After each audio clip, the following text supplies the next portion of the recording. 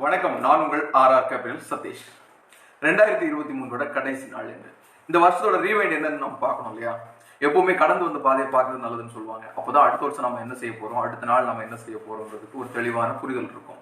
So இது பங்கு சந்தையும் சரி, மணி மார்க்கெட்டும் சரி, என்ன நடந்துக்குங்கிறத நம்ம இந்த வருஷம் பார்க்க போறோம். இந்த வருஷத்தோட தொடக்கத்திலேயே பாத்தீங்கன்னா மக்கள் தொகையில சீனாவை பின்னுக்கு தள்ளி நாம முதலிடத்துக்கு வந்தோம். 142.8 கோடி மக்கள் தொகையோட இந்தியா முதலிடத்திலையும் 142.57 கோடியோட சீனா ரெண்டாவது இடத்துல இருந்தாங்க. இப்போ இயற்கையாவே மேன் பவர் ரொம்ப அதிகமா இந்தியாவில வந்துருச்சு, அதுவும் இளைஞர்கள் அதிகமா வந்துட்டாங்க. அதனால இந்திய மக்கள் தொகையோட எண்ணிக்கை இங்க நமக்கு பெரிய கிரேஸா இருந்துச்சு. மேன் பவர் அடுத்த லெவலுக்கு இந்தியாவை கொண்டு போகும் அப்படிங்கிற ஒரு நம்பிக்கை இருந்துச்சு. இந்த சந்தோஷத்தை நம்ம கொண்டாடுறதுக்குள்ளால ஹிண்டன்பர்க் அறிக்கை அதானி குழுமத்துக்கு எதிராக வந்துச்சு. மிகப்பெரிய அளவுல பங்கு சந்தைகள் சரிஞ்சிச்சு. குறிப்பா சொல்லணும்னா அதானி குழும ஸ்டாக் எல்லாமே மிகப்பெரிய அளவு சரிஞ்சிருந்துச்சு. அந்த சரிவு இந்த வருஷம் வரைக்கும் தொடர்ந்துருக்கான்னு பார்க்கணும். ஏன்னா இந்த வருஷத்தோட தொடக்கத்துல பாசிட்டிவா இருந்த பங்கு சந்தைகள் ஹிண்டன்பர்க் அறிக்கைக்கு பிறகு மிகப்பெரிய வீழ்ச்சி சந்திச்சு மக்கள்கிட்ட ஒரு நெகட்டிவ் தாட் வந்துச்சு. அந்த தாட்டை உடைச்சி ஓவரால் பாத்தீங்கன்னா 19% மேல வருமானம் கொடுத்துருக்கு. ஹிண்டன்பர்க் பிரச்சனை தான் வந்துச்சு. அடுத்த மார்க்கெட் நல்லா இருக்கும்னு நினைக்கும் போது ஆர்டிபிஷியல் இன்டெலிஜென்ஸ் தாக்கம் இந்த வருஷம் மிகப்பெரிய பூமை தான் கொடுத்துருக்குன்னு சொல்லணும். ஆர்டிபிஷியல் இன்டெலிஜென்ஸ் தாக்கத்தினால ஐடி ஊழியர்களை அதிகமா பணி நீக்கம் செஞ்சு இந்த வருஷம் தான் அதிகமா இருந்துச்சு. ஒட்டுமொத்தமா பார்க்கும்போது ஏறத்தாழ 2,60,000 பேருக்கு மேல ஐடி ஊழியர்கள் இந்த வருஷம் பணி நீக்கம் செய்யப்பட்டிருக்காங்க. இனி வரக்கூடிய வருஷங்களுக்கு இது தொடரலாங்கிற ஒரு பயம் ஐடி டெக்கிஸ்ட 82% ஐடி டெக்கிஸ்ட இது இன்னும் இருக்கு. நாளொரு மேனி பொழுது நம்ம டெய்லி பாத்தீங்கன்னா ஐடி நிறுவனங்கள்ல வேலை நீக்கம் தொடர்ந்துகிட்டே தான் இருக்கு. ஒட்டுமொத்தமா பார்க்கும்போது ஐடி நிறுவனங்கள் என்ன சொல்றாங்கன்னா, எங்களோட செலவினங்களை கட்டுப்படுத்துறதுக்கு எங்களுக்கு வேற வழி தெரியல, அதனாலதான் இந்த பணி நீக்கம், அதே மாதிரி சம்பள குறைப்பு இது நடக்கிறதா சொல்றாங்க. அமேசான், ஐபிஎம், காக்னிசன் உட்பட உலகில் இருக்கக்கூடிய பெரிய பெரிய நிறுவனங்களும் இந்தியாவில் இருக்கக்கூடிய ஐடி நிறுவனம் இதுல யாருமே விட்டு வைக்காம எல்லா நிறுவனங்களும் பணி நீக்கத்துல சாலை இறங்கியிருந்தாங்க. சரி, இவ்வளவு கலைபுரத்துக்கு இடையிலும் சென்ட்ரல் கார்பரேட் மினிஸ்டர் என்ன சொன்னாங்கன்னா, கடந்த வருஷத்தை கம்பேர் பண்ணும்போது இந்த வருஷம் 1,96,000 புதிய கம்பெனிகள் பதிவு செய்யப்பட்டு உருவாக்கப்படும் சொல்லியிருக்காங்க. போன வருஷம் 1,88,000 கம்பெனிகள் உருவாக்கப்பட்டிருந்துச்சு. இந்த வருஷம் 1.96 லட்சம் கம்பெனிகள் புதுசா உருவாக்கப்பட்டு சொல்லியிருக்காங்க.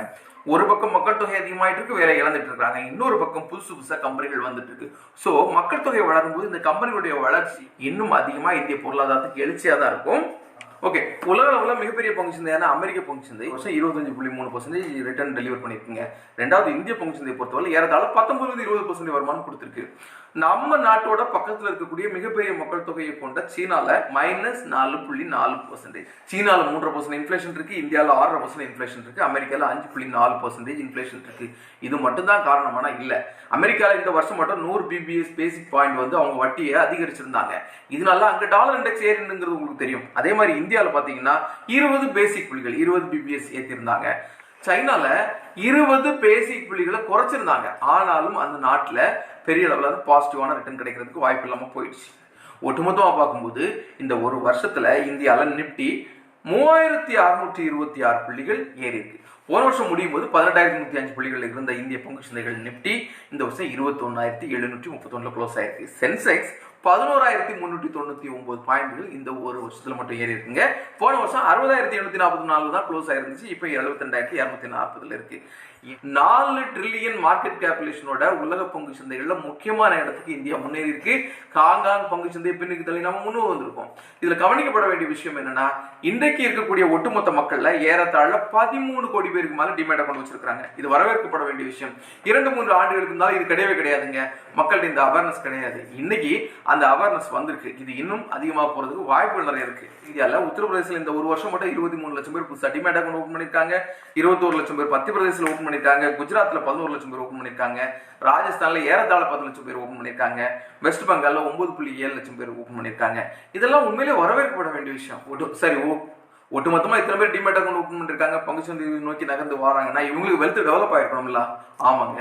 2023 மட்டும் இந்தியாவில ரீட்டைல் இன்வெஸ்டர்ஸ் ஏறத்தாழ 82 லட்சம் கோடி அளவுக்கு சொத்து சேர்த்திருக்காங்க, அதாவது சம்பாதிச்சிருக்காங்க. இந்த ஒரு மாசம், அதாவது டிசம்பர் மாசம் மட்டும் இது ஏறத்தாழ 30 லட்சம் கோடிக்கு மேல இருந்ததா ரிப்போர்ட் சொல்லுங்க.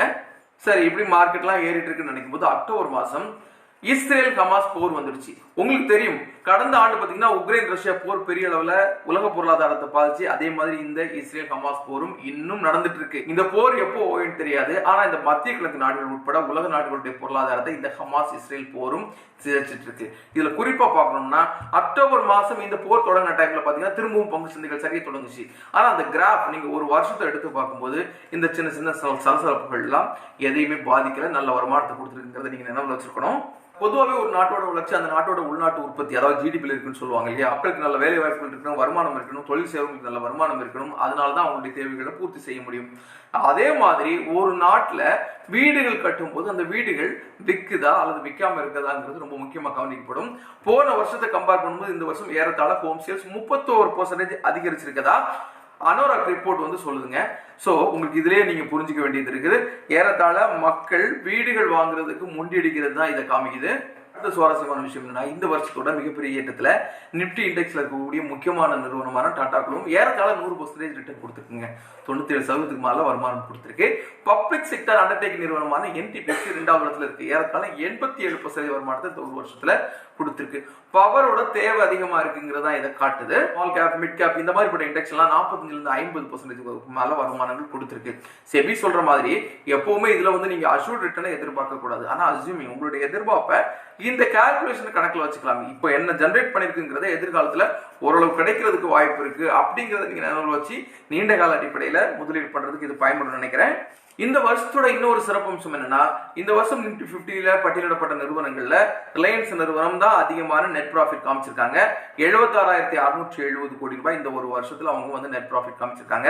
இரண்டாவது நிறுவனமா TCS 10% growthோட 42,303 கோடி ரூபாய் வருமானம் காமிச்சிருக்காங்க. ஒரு நிறுவனம் கன்சிஸ்டிவா வளரும் போது என்ன வளர்ச்சி அவங்க பதிவு பண்றாங்கிறது ரொம்ப முக்கியங்கிறது உங்களுக்கு இதுல புரியும் நினைக்கிறேன். இந்த வருஷம் பாத்தீங்கன்னா நிப்டி 50ல டாப் கெய்னர்ஸ் நம்ம ஏற்கனவே சொன்ன மாதிரி டாடா மோட்டார்ஸ், பஜாஜ் ஆட்டோ, அதே மாதிரி NTPC, கோல் இந்தியா, L&T கன்ஸ்ட்ரக்ஷன் இவங்க இருக்காங்க. அதே மாதிரி நிப்டி 500ல டாப்பர்ஸ் பாத்தீங்கன்னா BSE ஏறத்தாழ 312% முதலிடத்துல இருக்கு.